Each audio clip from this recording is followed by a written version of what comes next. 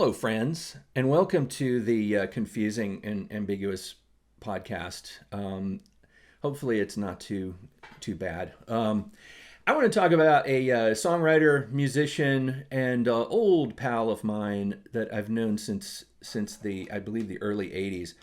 Um, a one of those sort of godfathers of something. You know, when you hear about somebody who's the godfather of soul or the godfather of pop or the king of pop or the whatever.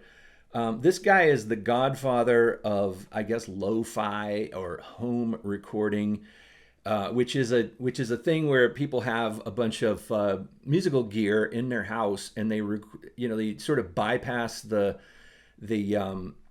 machinery of the music system and the music industry, and they record their own songs. They write their own songs, and nobody is telling them that needs to change. You need to make this more accessible. This needs to be more beautiful. And nobody's telling you that. You make your songs the way you want them. You write your own words. You create your own music, and you put them out. And in the '80s, people used to put them out on cassettes, and tape cassettes that looked like this. These kind of things. Everybody back then had a cassette player, and you could put out a cassette of your own and sell it on the equivalent of the internet in the '80s, which was fanzines. There were a lot of music magazines back then that were printed on print machines, because people didn't have computers and printers in those days. So you'd have to like lay your stuff out. You'd make it on a typewriter or something, and then you'd lay out your graphics and paste it down, or some people would use tape or whatever. And then you would take those pages to the print shop and print them and make multiple copies, and you take them to the cool places where the cool people hang out, like record stores and music venues and video stores and things like that. And you'd also sell them. There was like newsstands that sold fanzines, and there was one. There was a bunch of fanzines, but there were some that would actually be fanzines about fanzines. And there was one called Fact Sheet 5 by this guy named Mike Gunderloy, who put out a gigantic, almost like a phone book directory of other fanzines and other creative people, and that was literally the internet. The beta internet, and it served the same exact purpose. People came together, people found each other. You would join things. It took a lot longer than clicking a link, of course, because what you were doing was getting a physical envelope and putting a dollar bill in it and sending a note to somebody saying, "Hi, please send me your magazine." And then you would get the magazine, and then through there you would find other people, and you'd go, "Oh, I want that," And one of the people who I found through such venues is a guy named Stevie Moore, who is known as what I was saying, the godfather of home recording. And there was this thing I saw somewhere. I don't even remember where I saw it actually, but it said, join Stevie Moore's cassette club, and I thought, wow, I do that too. I record my own songs, and I put them on cassettes, and I push them on my friends who probably didn't want to hear them. But I used to write my own little weird pop songs, and it was fun, and it was kind of like you felt like you were making an album. And I thought, wow, this guy's doing it too. So I ordered some of his cassettes, and I was a little bit disappointed, not in him, but in myself for not being better. His stuff was so sophisticated. I mean, the songwriting was so sophisticated. The sound quality was what you might expect from something that was recorded in someone's bedroom. But you get to the point where, if the songwriting is good and the way the song makes you feel, the sound quality issues don't matter as much. And it was that way with Stevie Moore. For me, you kind of get used to his lo-fi sound, and that actually becomes a part of it. That becomes part of why you like it, because it has that kind of homemade sound to it. This kind of makes you feel comfortable and familiar. And so anyway, he put out a ton of cassettes. I got a ton of them. I still have them, and But he's also done, of course, in recent years, he's evolved like everyone else, and he's done CDs, and he's got CDs and albums. He's done albums in recent times. This one is called Afterlife, and it's just, I mean, really great songs. The songwriting is so classic on his albums, and all of his works. You can go on the internet and find an entire world of his recordings that you can search through. But he's done some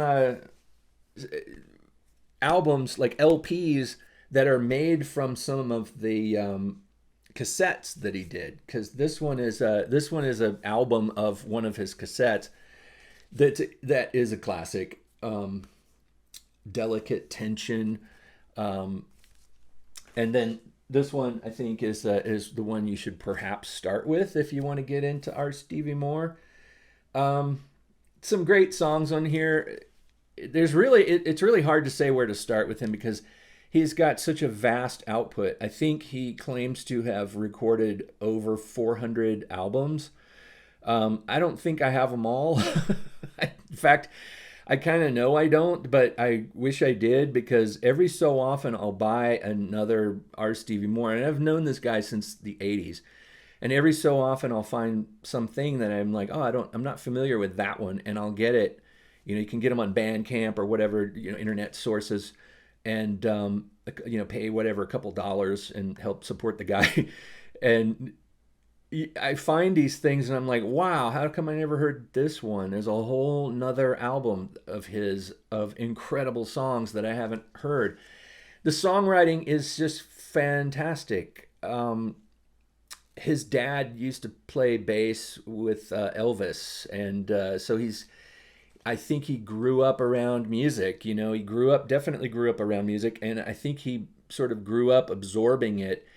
And although his music doesn't really sound very much at all like anything that his father may have been involved with, Stevie has.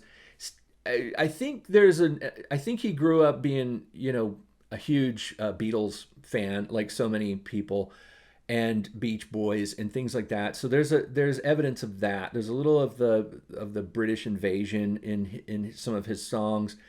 A few of his early songs, he even sings them with kind of a British accent, which is kind of funny.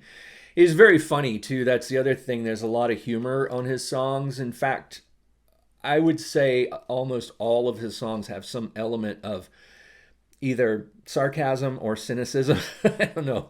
But definitely worth checking him out. He is, and if you check him out and you like it, you will never find the end of his output because there are endless R. Stevie Moore records, cassettes, CDs, digital files that you can download and all that, which I totally recommend. It's one of those hey kids, collect them all kind of things because you won't be disappointed. There are some of his records that are a bit more avant-garde than others. And in fact, some of the cuts on some of his records are very avant-garde in the way that you see on the White Album, where you hear all these beautiful pop songs on the Beatles' White Album.